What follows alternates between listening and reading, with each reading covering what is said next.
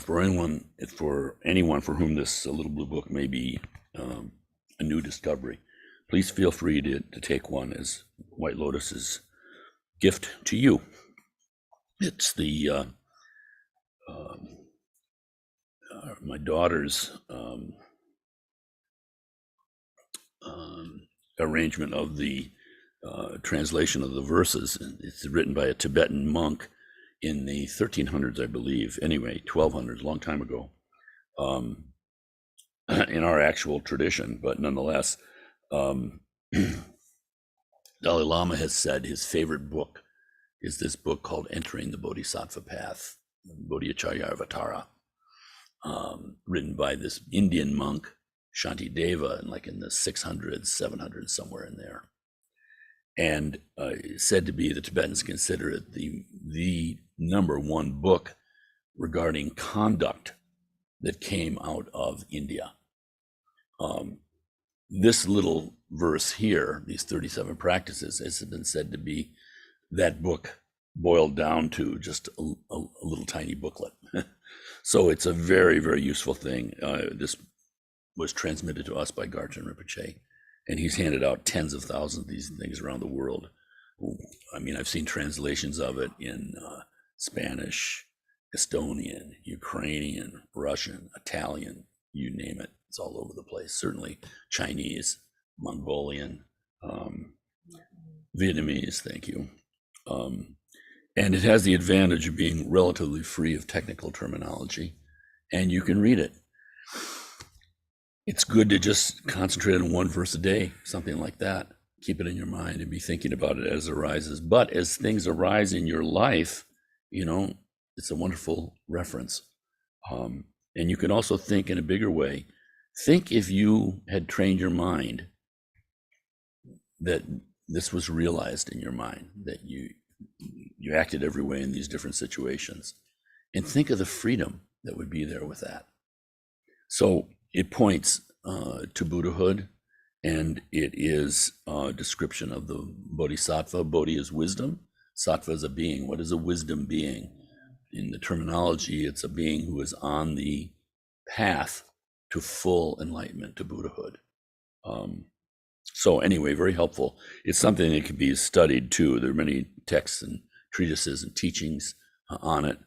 To give you an idea, the longer version, what I was speaking of, Shantideva's great work, this great 19th century master, Pato Rinpoche, is said to have taught extensive public teachings, each one lasting weeks and weeks, 108 times on that one text.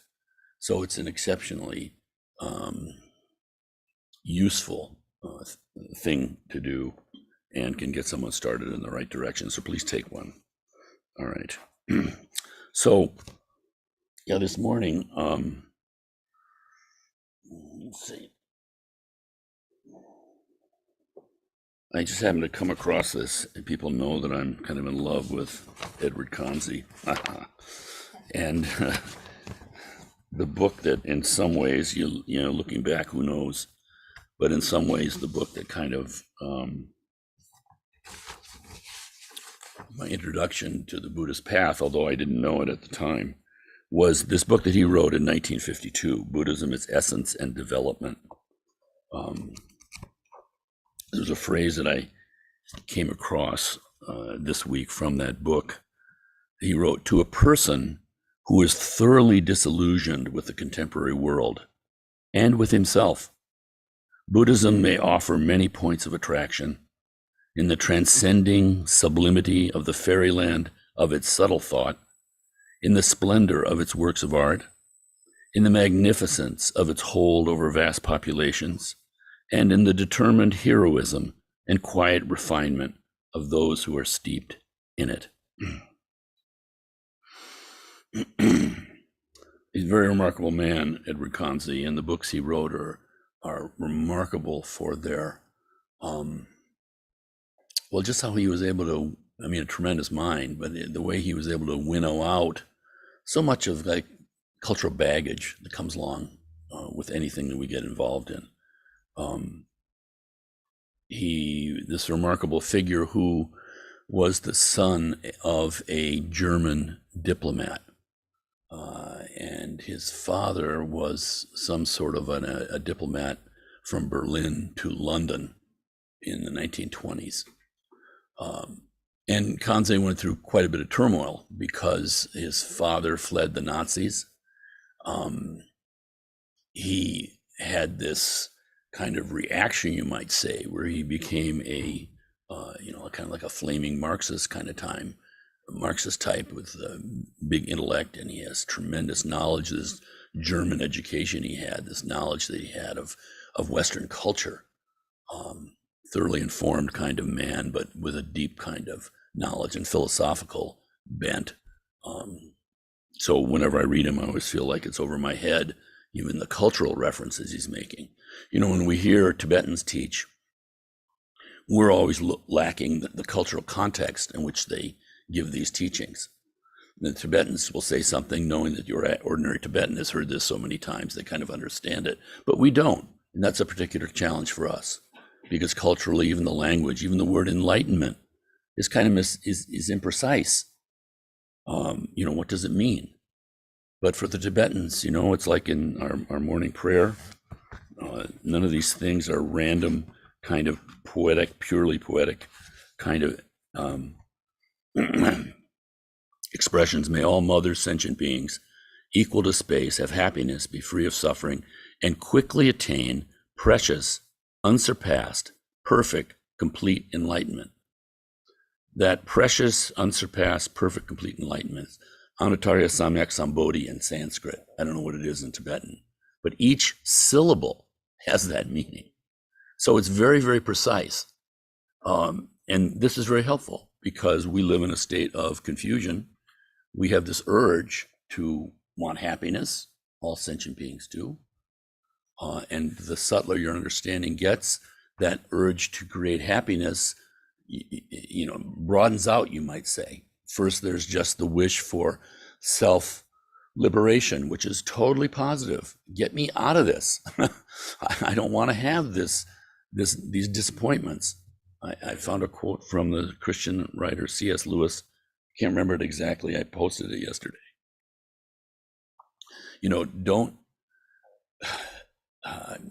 Sorry, I don't have it exactly, but the meaning of it is, don't make yourself dependent on things, on love that changes, so to speak. It's like, looking for love in all the wrong places, that kind of idea.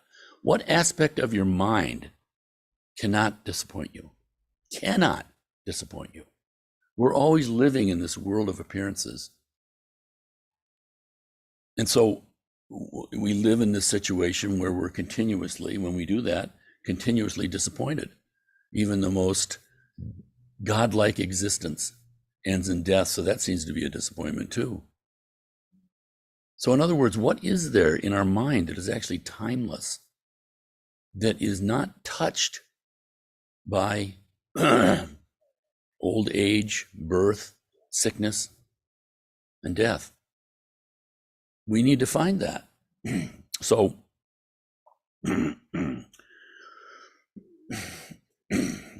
these teachings, have a context, and all that's presented here is an attempt to give people confidence in their own exploration to discover that deathless aspect of themselves, basically.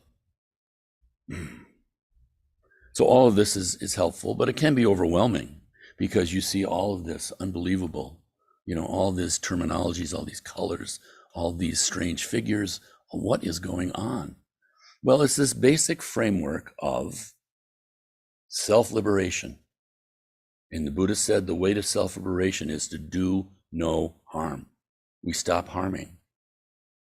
That leads naturally to a deeper state, which is roughly described as love and compassion, but not a selfish love and compassion, although we start out practicing it that way and letting it grow and deepen. This is what liberates all, because it comes from the recognition that all these outer phenomena that are causing us so many problems, all these other beings themselves, their very existence is contingent on our mind. So this outer realm is a projection of the mind, you might think. So if you want full enlightenment, you have to do something about those projections. This is the great path of loving kindness and compassion, called the great path, the Mahayana, the great career, the great path, the great way. And that's the ordinary, conventional Mahayana, which is using our ordinary mind. You don't have to go somewhere else, be something different, come to enlightenment so you can do it. Not at all. You can do it with just this way that I seem to be here, you seem to be out there.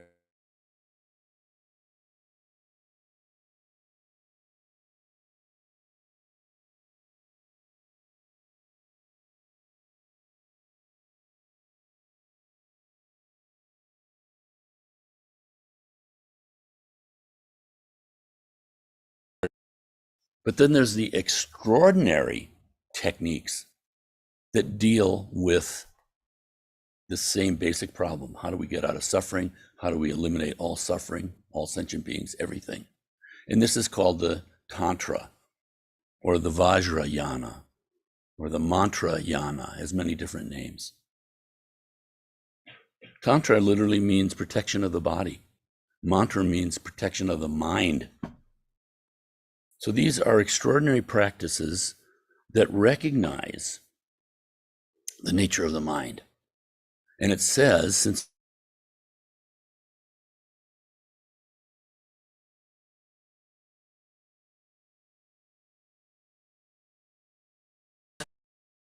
the actual positive quality of it, although it's beyond positive or negative, but at the same time, in a conceptual sense, but it's like in its stuff itself, it is positive. So it makes sense to practice in this way. To give you an idea,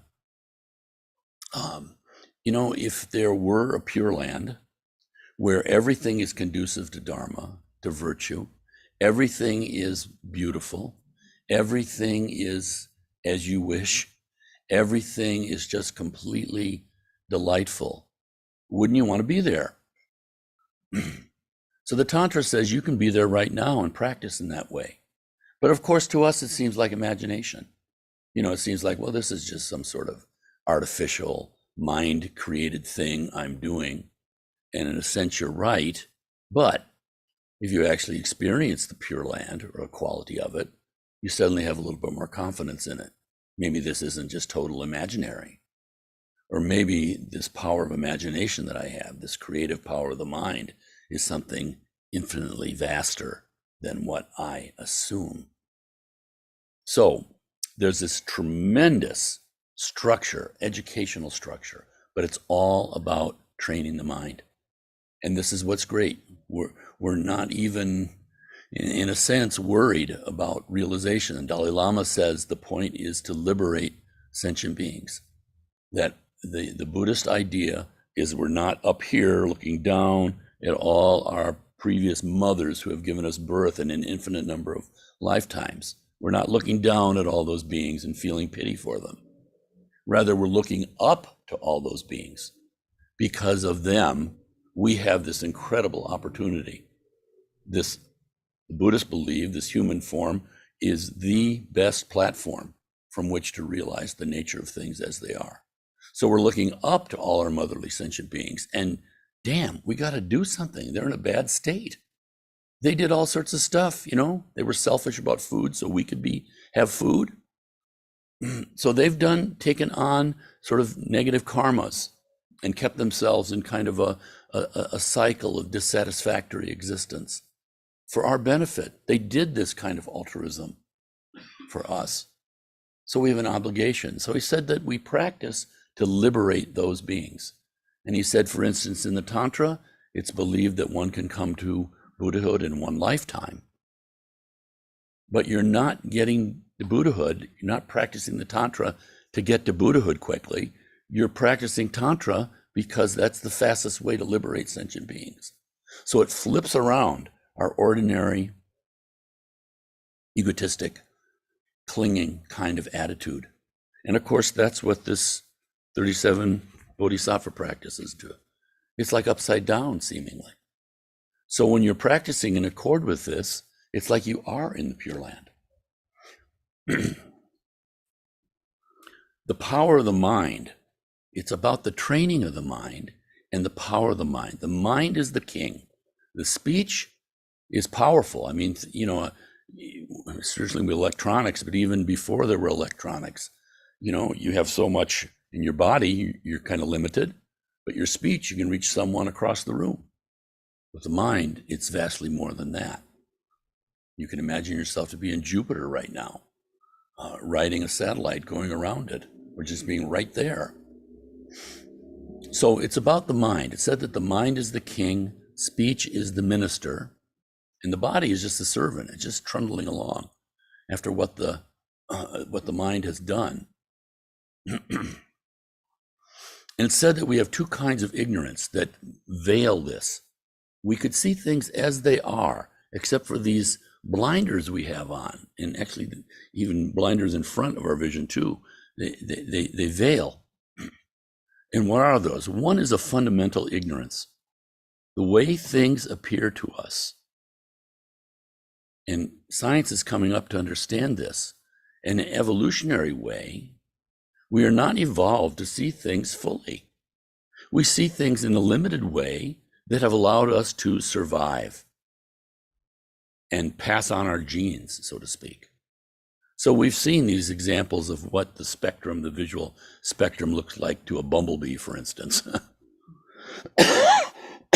Excuse me. And so we know how ours is limited.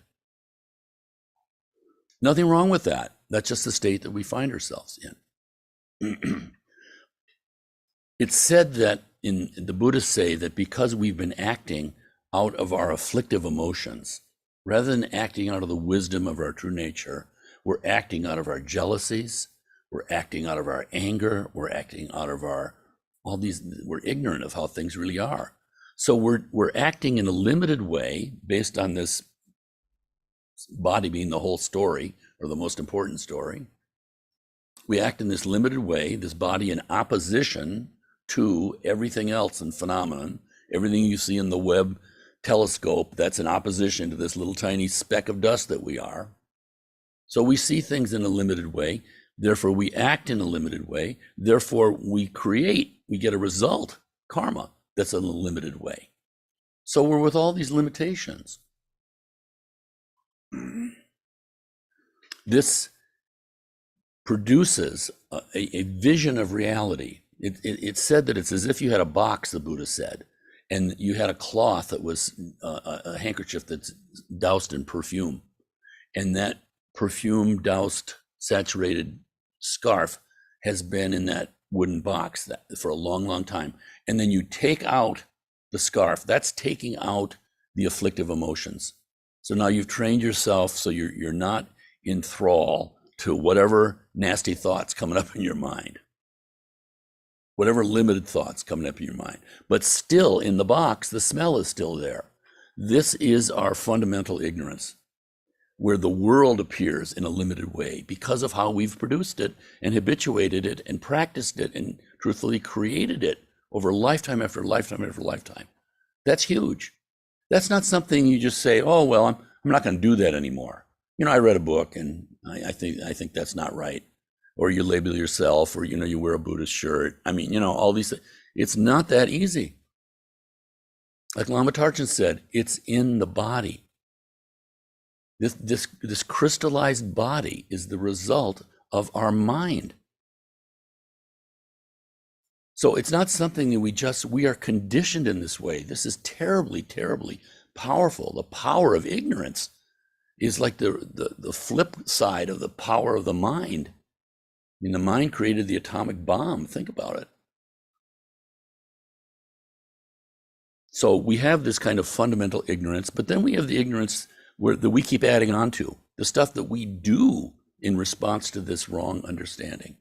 So all of Buddhism is just to cut through that. By what?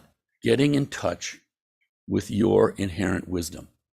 And it starts out, this wisdom is described as wisdom. Even putting a name on it is helpful. That's not wisdom. But what we're doing is, it's like the Buddha also said that if you simply calm the mind instead of this agitation that's going on naturally and habitually. It says, like, a ray of sunlight comes in here and you see all the dust motes dancing around in it. That's the state of our mind. And when we meditate, we see all those dust motes that we have been ignoring before. So just a little bit of wisdom, a little bit of awareness, a little bit of concentration, a little bit of attention on the state of our mind, and we see a little bit of light coming in, we see all the dust motes. This can be very discouraging to people because they just say, I'm hopeless. Even that's wisdom. You're not hopeless, but this ego clinging is hopeless. That's the first noble truth. It's hopeless. Doing it that way is never going to work. It's guaranteed to not work.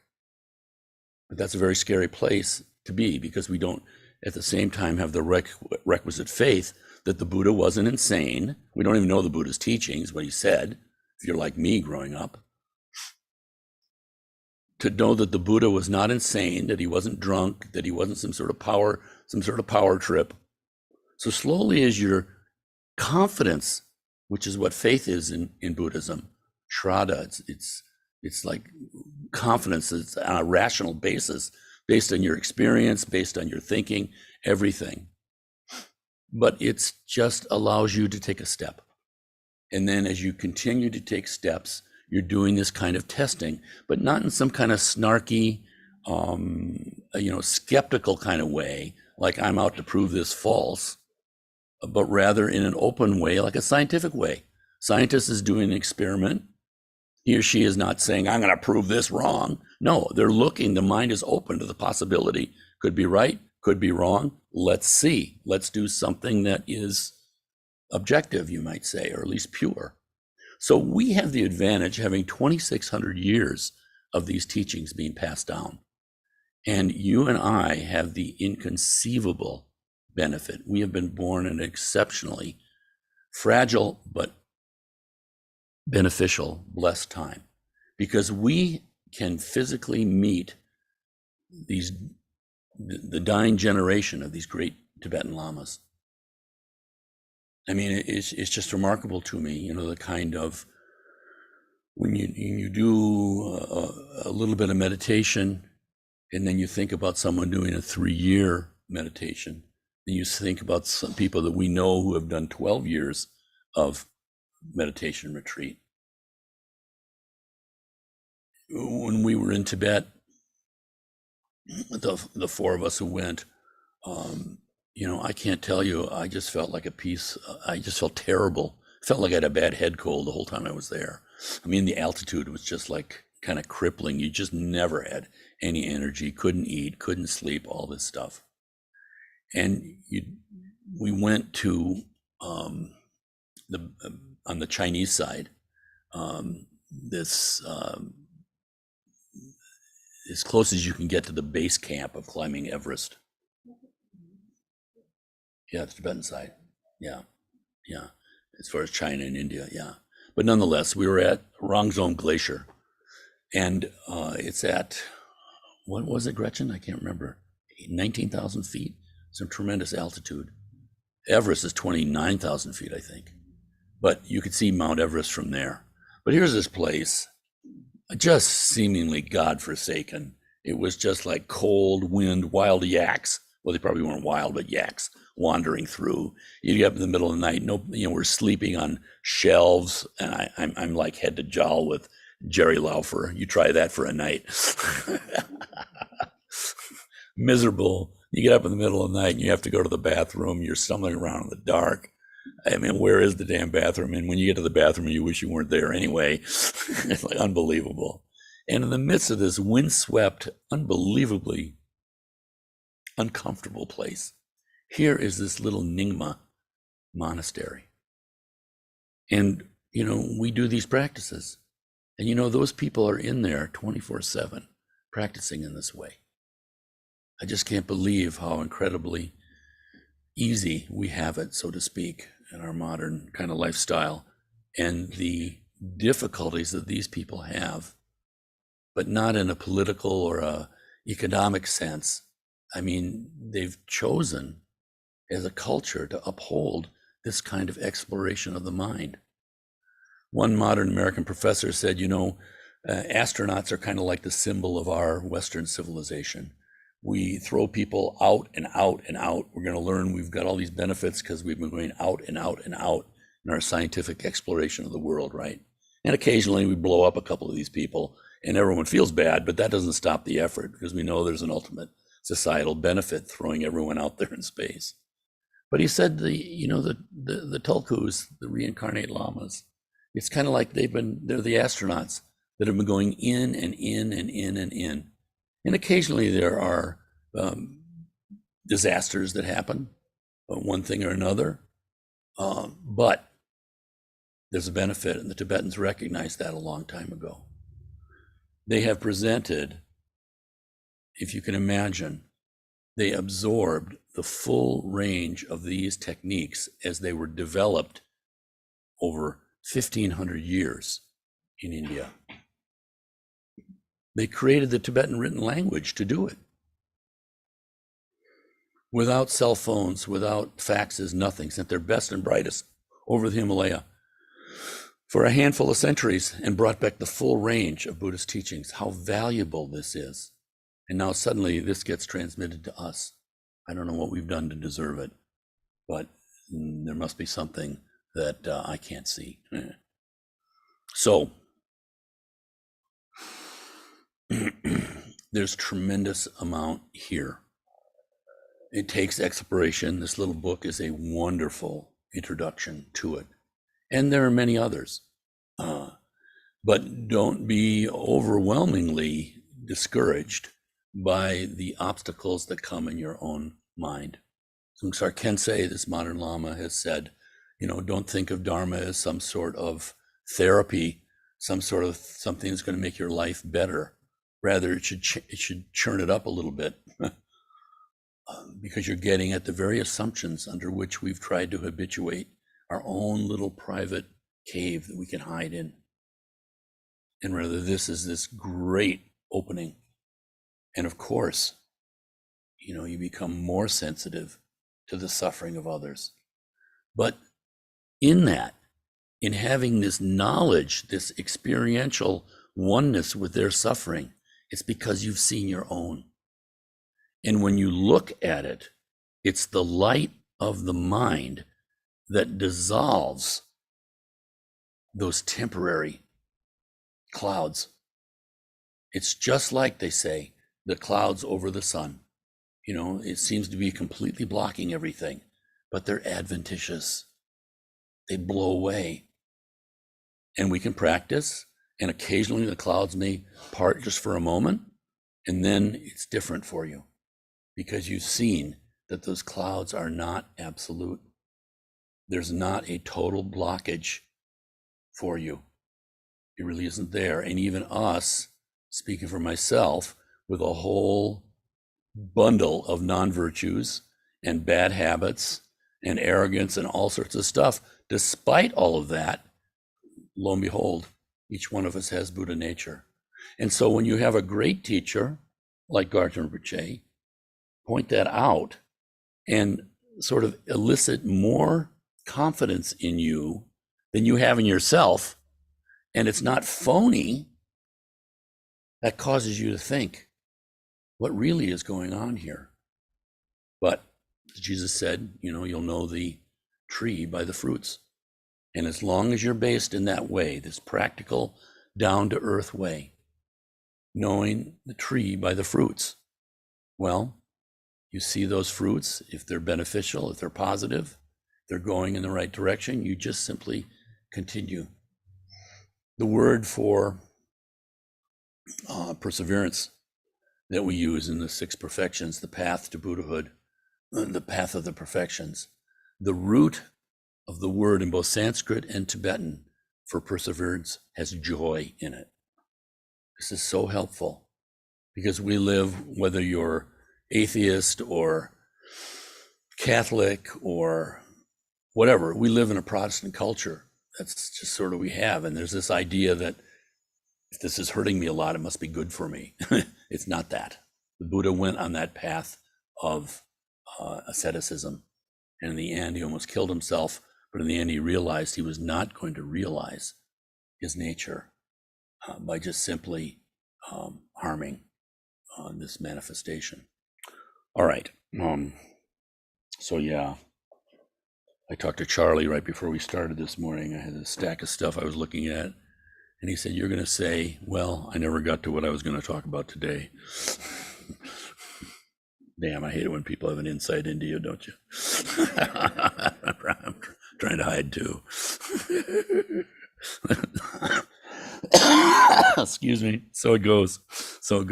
All right. So this morning we've got our monthly practice of Achi Chokidroma, the purification, the protector practice. But we'll stop and take a little tea break and then ring a bell for people to come back. Any questions first? Any comments from anybody? Forgive my rambling. Yes, Rogo.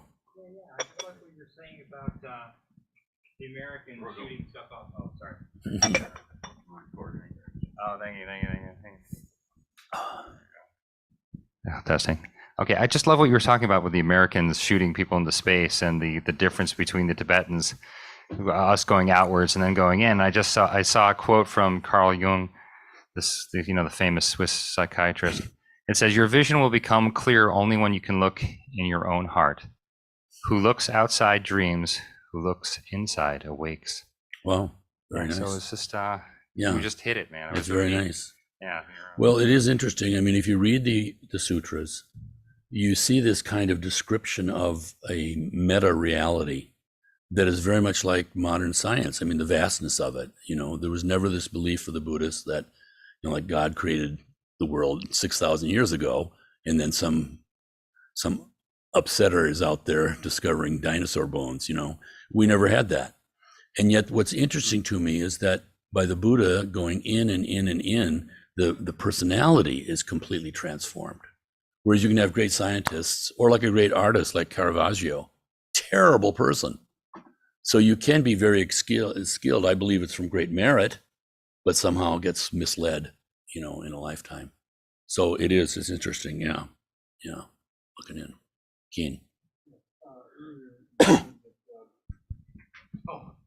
Sorry about that. Earlier you said that Tantra is protection of the body and mantra is protection of the mind. Protection from what? Well, you have any difficulties in your life? No, everything's easy. Everything's easy? Piece of cake. Well, we'll put you up on the throne. Okay. What I'm struck by is, so here's, Dante writing about paradise, hell, in Inferno. Then the next part of the great poem is purgatory, purification, and the next one is paradise. He finally gets to paradise. But how does the whole thing begin, this whole process? So this is the start, Canto 1 of the Inferno. Midway along the journey of our life, I woke to find myself in a dark wood, for I had wandered off from the straight path. How hard it is to tell what it was like, this wood of wilderness, savage and stubborn. The mere thought of it brings back all my old fears. A bitter place. Death could scarce be bitterer. But if I would show the good that came of it, I must talk about things other than the good. Lama Tarchin gave this teaching on the suffering nature of samsara. Why? Because that leads you to Dharma practice. And afterwards, one of his students, not one of his students, someone in the audience came up and said, actually it was one of his students, and said, I don't want to hear about all that stuff, all that suffering. I didn't get into this because I wanted to hear about suffering. But this is the great motivation. When you understand to whatever degree, limited, although we all are, first noble truth, unenlightened existence is suffering. Or like Gampopa says, samsara is cruel. It is just cruel. We keep trying to find a false refuge. If I'm a Tesla, I'll be okay. My guy gets into office, I'll be okay. If whatever. No, it's cruel. So if we're going to talk about the good things, which actually are beyond We have to start out by looking at the suffering and being aware of that. And in our recognition of our own suffering, then we really feel the suffering of others. Not in an arrogant way that we're looking down, I'm kind of above that suffering here, I'll give you something. No, instead, damn, brother, we're in the same situation. That's different. And people feel that as real compassion when you're at one with them. Again, not in a phony way, but in an experiential way. You've suffered with them. Okay, sorry. Yeah, anything else? And then we'll take a break. Okay, let's break, and we'll ring a bell as we always do. So Pavlov will bring us all back.